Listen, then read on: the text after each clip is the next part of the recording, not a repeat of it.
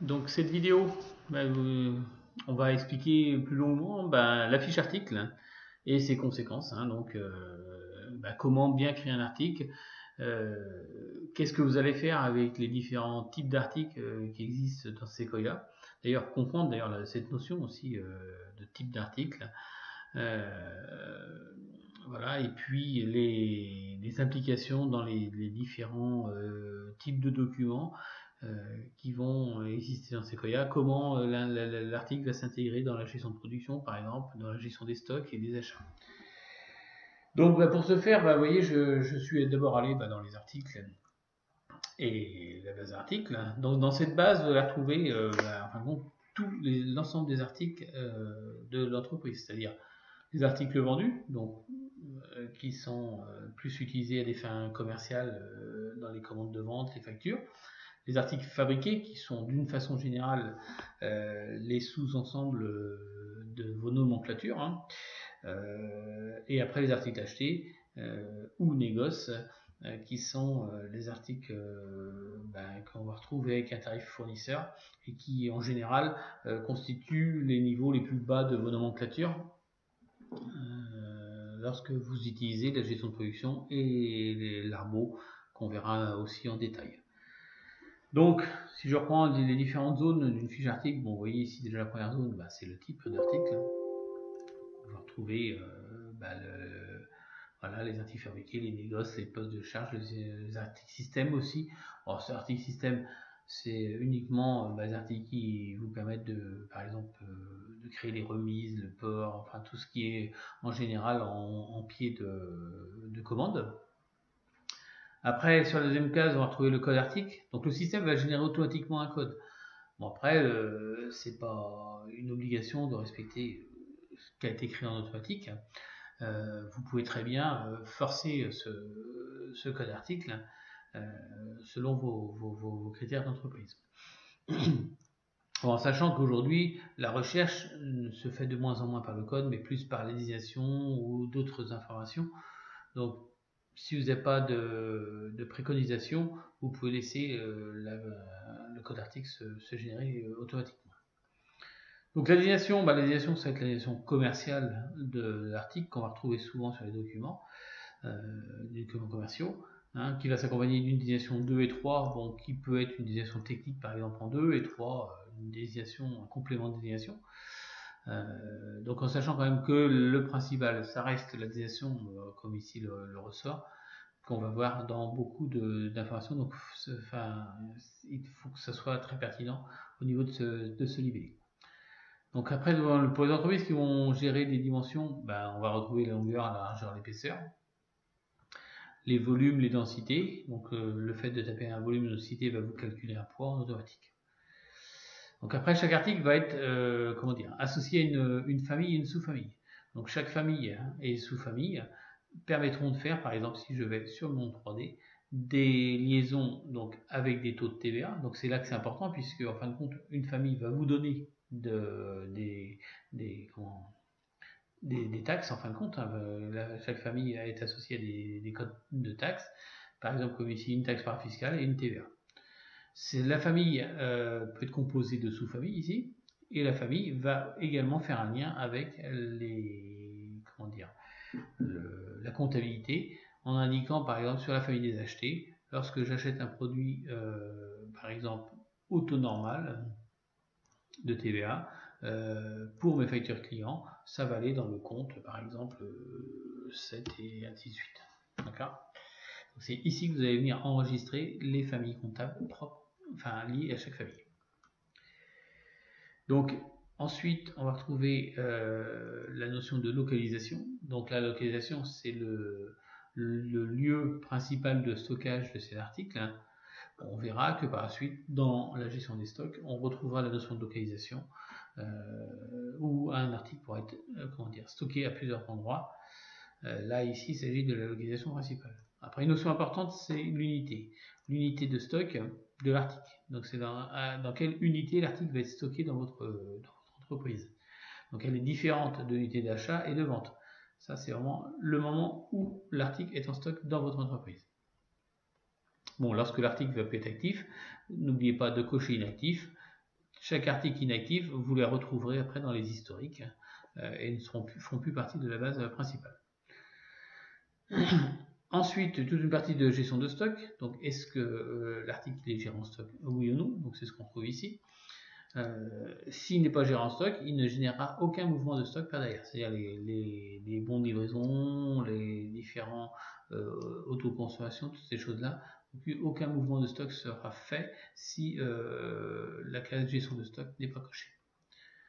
Après, sur une partie purement achat, on va retrouver les stocks minimum. Donc, c'est le stock minimum dans l'unité de stock qu'il faut indiquer ici. Donc, la quantité économique, c'est la quantité par laquelle je dois relancer une production.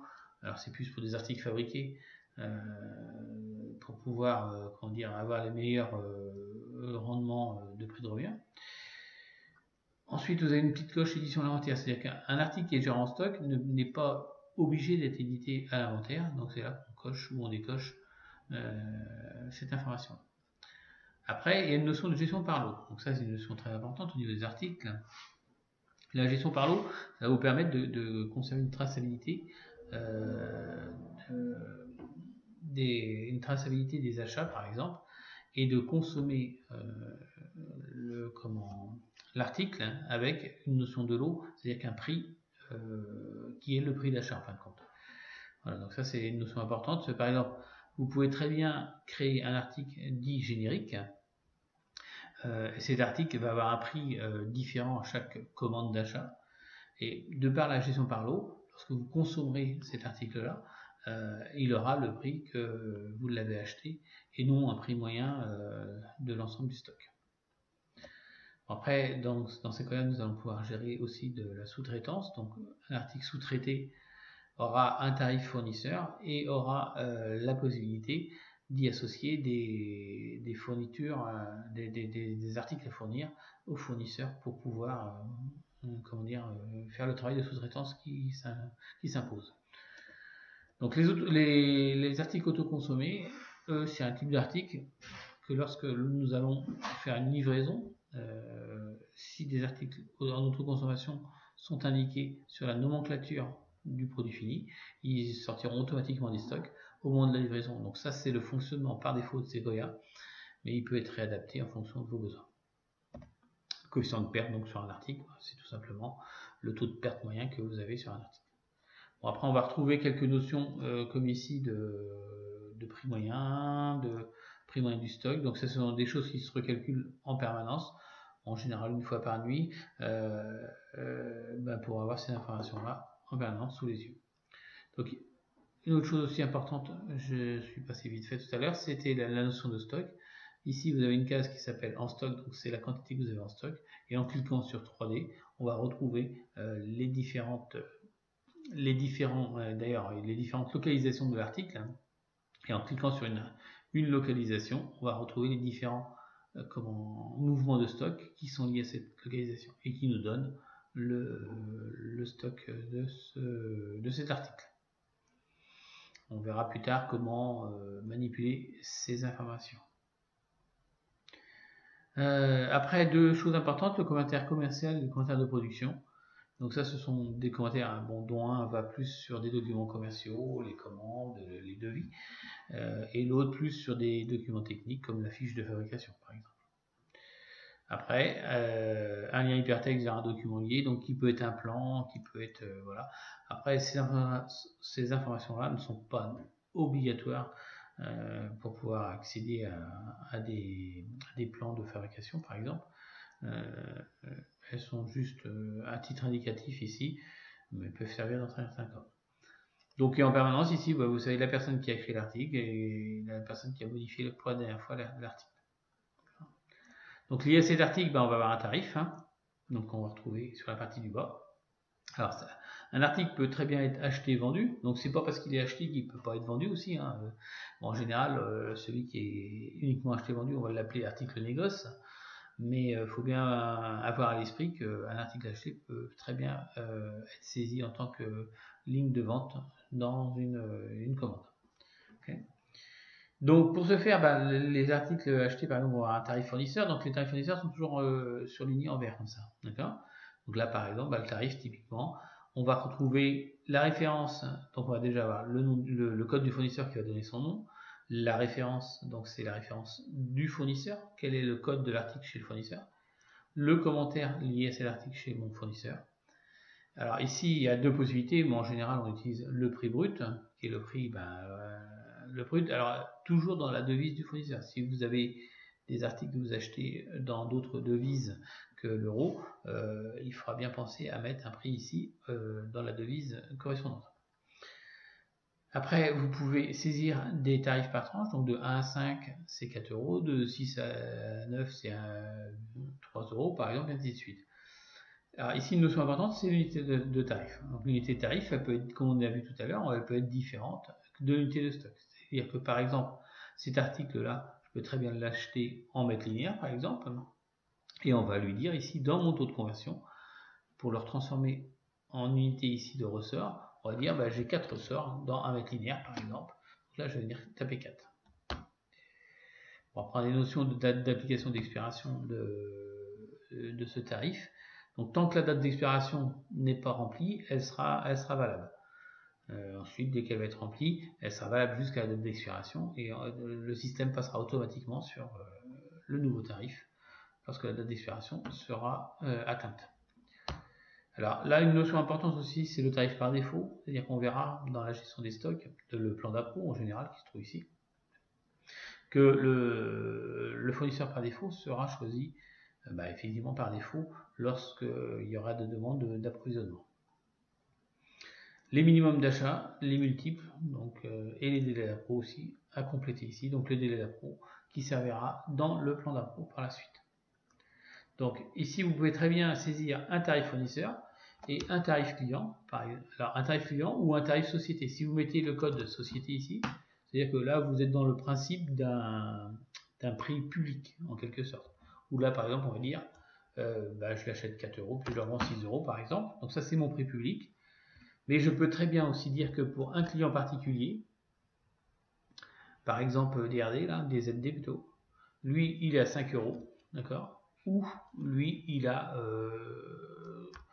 3% ou 30% de réduction sur le tarif de base. D'accord. Donc si on est là, c'est là que c'est intéressant de parler du taux, puisque on va avoir un prix de base au niveau société, et sur cet article-là, on va pouvoir lui imposer une remise de 30%. Donc pour ce client-là. Donc voilà déjà un petit peu un tour rapide de la fiche article et de son tarif. On verra dans d'autres vidéos comment gérer tout ce qui est gestion de stock autour de la fiche article. Alors juste un petit point pour terminer. Tout à l'heure on parlait de sous-traitance. Effectivement, vous voyez sur la partie droite du menu secondaire de la fiche tarif le bouton sous-traitance où là on va pouvoir cliquer ici et dire lorsque je sous-traite mon ressort à ce fournisseur là, je lui fournis telle et telle matière. Donc là on va venir insérer les différentes matières que je vais fournir à mon fournisseur pour qu'il fabrique mon produit final. Donc voilà pour ce qui est de la fiche article. À bientôt.